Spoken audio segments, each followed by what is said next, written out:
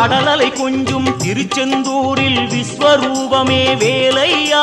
பழமுதி சோலை அறுபடை வீடும் புண்ணிய தரிசனம் முருகையா திருநீர் அணிந்து வரும் போது நெஞ்சில் நிம்மதி பிறக்குது கந்தையா சுகனே சிவனார் மகனே உன்னை பாட பாட சுகமாகுதையா வேல் முருகா அரோகரா அரோகரா வேல்